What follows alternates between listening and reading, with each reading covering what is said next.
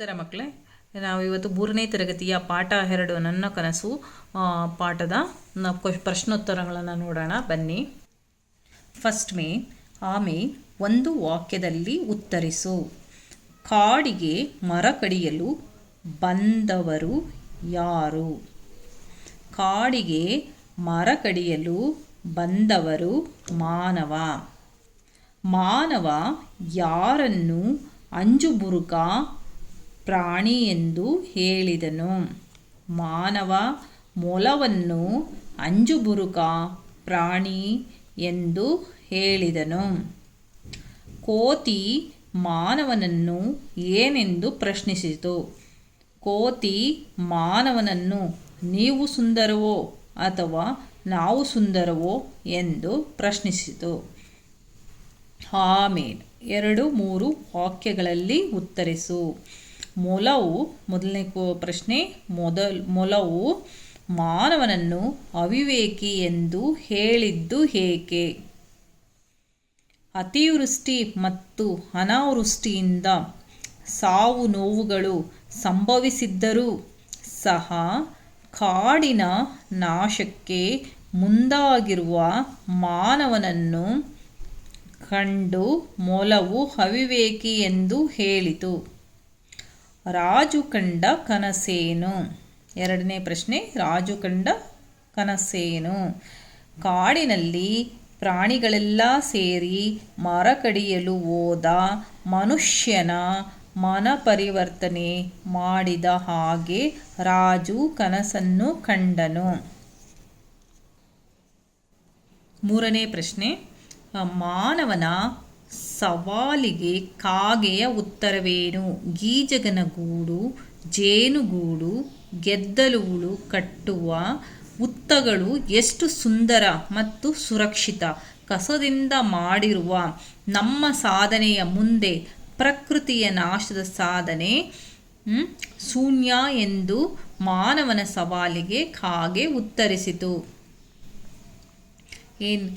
ಗೀಜಗನ ಗೂಡು, ಜೇನುಗೂಡು, ಗೆದ್ದಲುಗಳು ಕಟ್ಟುವ ಹುತ್ತಗಳು ಎಷ್ಟು ಸುಂದರ ಮತ್ತು ಸುರಕ್ಷಿತ.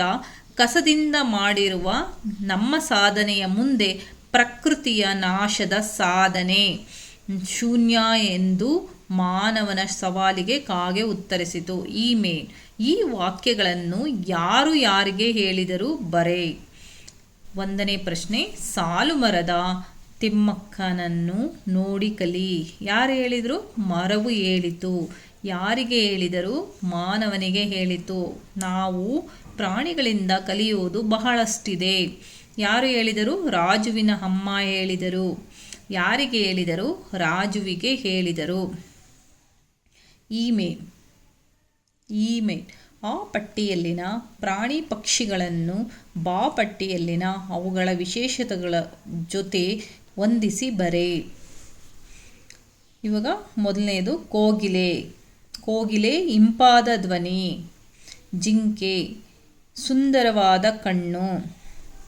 3ನೇದು ನವಿಲು ಆಕರ್ಷಕ ನಡಿಗೆ. ವಿರುದ್ಧಾರ್ಥಕ ಪದ ಬರೆ. ವಿರುದ್ಧಾರ್ಥಕ ಪದ ಅಂತ ಹೇಳಿದ್ರೆ ಆಪೋಸಿಟ್ಸ್. ಅಂಜುಬುರುಕ ಧೈರ್ಯವಂತ.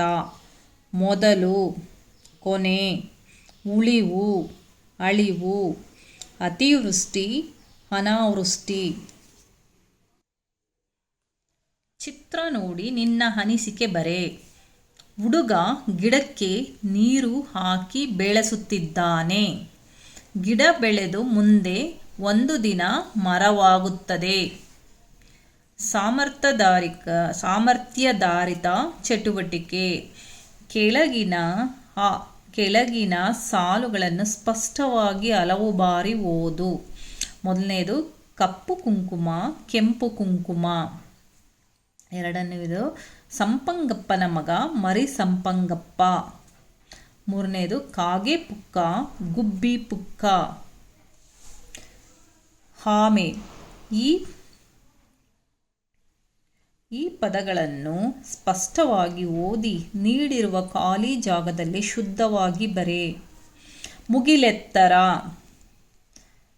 ಮನ ಪರಿವರ್ತನೆ, ಪ್ರತಿಧ್ವನಿ, ಉತ್ಪಾದಿಸು, ನಿಮಿರು, ತೋರ್ಪಡಿಸು, ಭಯಮಿಶ್ರಿತ,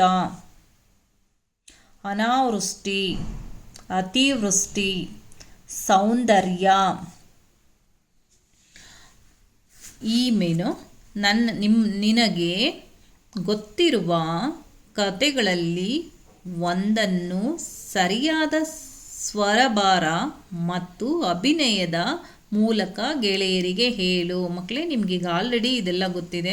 ಈ ಕಥೆಗಳೆಲ್ಲ ಬಾಯಾರಿದ ಕಾಗೆ, ಹೇಗೆ ಕಾಗೆ ನೀರು ಕುಡಿತು, ನೀರು ಅದು ತುಂಬ ಕಡಿಮೆ ಇರಬೇಕಾದ್ರೆ ಅಂತ ಗೊತ್ತಿದೆಯಲ್ಲ, ಅದನ್ನು ನಿಮ್ಮ ಫ್ರೆಂಡ್ಸ್ ಹತ್ರ ಹೇಳಬೇಕು. ಮತ್ತು ನರಿ ಹೇಗೆ ಕೈಗೆಟ್ಕಿಲ್ಲ ಅಂತ ಹೇಳಿಬಿಟ್ಟು ದ್ರಾಕ್ಷಿ ಹುಳಿ ಅಂತ ಬಿಟ್ಟೋಯ್ತಲ್ವ, ಆ ಥರ ಸಿಂಹವನ್ನು ಕಾಪಾಡಿದ ಇಲಿ ಕತೆ, ಅಂದರೆ ಬಾಯಾರಿದ ಕಾಗೆ ಊಜಿಯಿಂದ ನೀರು ಕುಡಿದ ಕತೆ, ಕೈಗೆಟುಕದ ದ್ರಾಕ್ಷಿಯನ್ನು ನರಿ ಹುಳಿ ಎಂದು ಬಿಟ್ಟು ಹೋದ ಕತೆ, ಮೂರನೇದು ಸಿಂಹವನ್ನು ಕಾಪಾಡಿದ ಇಲಿಯ ಕತೆ. ಭಾಷಾ ಚಟುವಟಿಕೆ. ಕೊಟ್ಟಿರುವ ಪದಗಳನ್ನು ಓದಿ ಧ್ವನಿ ಮತ್ತು ಅರ್ಥ ವ್ಯತ್ಯಾಸ ಗಮನಿಸು. ಅರಸು. ಮೊದಲನೇದು ಅರಸು. ಅರಸು ಅಂದರೆ ಕಿಂಗ್ ಅಂದರೆ ರಾಜ.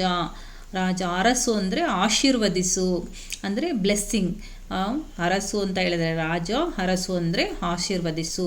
ಅಲ್ಲಿ ನೋಡು, ಅಲ್ಲಿದೆ, ಅದೇ ತೊಗೊಂಡು ಬಾ ಅಂತ ಹೇಳ್ತೀವಲ್ಲ, ಅದು ಅಲ್ಲಿ ಅಂತ ಹೇಳಿದ್ರೆ ಲಿಸರ್ಡ್ ಅಂದರೆ ಅಲ್ಲಿ. ಓಕೆ. ಹುಳಿ ಅಂತ ಹೇಳಿದ್ರೆ ಮರ ಕೆತ್ತೋದಕ್ಕೆ ಬಳಸುವಂಥ ಉಪಕರಣ. ಏನದು? ಮರ ಕೆತ್ತೋದಕ್ಕೆ ಅಂದರೆ ವುಡ್ಡೆಲ್ಲ ಕಟ್ ಮಾಡೋದಕ್ಕೆ ಬಳಸುವಂಥ ಒಂದು ಇನ್ಸ್ಟ್ರೂಮೆಂಟ್. ಅದು ಕಬ್ಬಿಣದಿಂದ ಮಾಡಿರ್ತಾರೆ, ಅದನ್ನು ಹುಳಿ ಅಂತ ಹೇಳ್ತಾರೆ. ಮತ್ತು ಈ ಹುಳಿ ಅಂತ ಹೇಳಿದ್ರೆ ಎಷ್ಟು ಹುಳಿಯಾಗಿದೆ ಅಲ್ಲ ಹಣ್ಣು ಅಂತ ಹೇಳ್ತೀವಲ್ಲ, ಅದು ಹುಳಿ. ಈ ಹುಳಿ ಅಂದರೆ ಮರ ಕೆತ್ತಲು ಬಳಸುವಂಥ ಉಪಕರಣ. ಈ ಹುಳಿ ಅಂದರೆ ಹುಳಿಯಾಗಿರೋದು. ಚಟುವಟಿಕೆ. ಈ ಪಾಠವನ್ನು ಶಿಕ್ಷಕರ ಸಹಾಯ ಮಾರ್ಗದರ್ಶನದೊಂದಿಗೆ ನಾಟಕ ರೂಪದಲ್ಲಿ ಅಭಿನಯಿಸು. ವಿವಿಧ ಪ್ರಾಣಿ ಪಕ್ಷಿಗಳ ಧ್ವನಿಯನ್ನು ಅನುಕರಣೆ ಮಾಡುವುದನ್ನು ಕಲಿ. ನಿನಗೆ ತಿಳಿದಿರುವ ಪ್ರಾಣಿ ಪಕ್ಷಿಗಳ ಚಿತ್ರಗಳನ್ನು ಈ ಕೆಳಗೆ ಕೊಟ್ಟಿರುವ ಜಾಗದಲ್ಲಿ ಅಂಟಿಸು. You have to stick the images here. Animals ಪ್ರಾಣಿಗಳ ಇದನ್ನು ಇಲ್ಲಿ ಅಂಟಿಸಬೇಕು. ಇಲ್ಲಿ ಬರ್ಡ್ಸ್ ಇಮೇಜಸ್ನ ಇಲ್ಲಿ ಅಂಟಿಸಬೇಕು. ಓಕೆ ಮಕ್ಕಳ, ನಿಮಗೆ ಇಷ್ಟ ಆಗಿದರೆ ಲೈಕ್ಸ್ ಕೊಡಿ ಮತ್ತು ಸಬ್ಸ್ಕ್ರೈಬ್ ಮಾಡಿ. Thank you.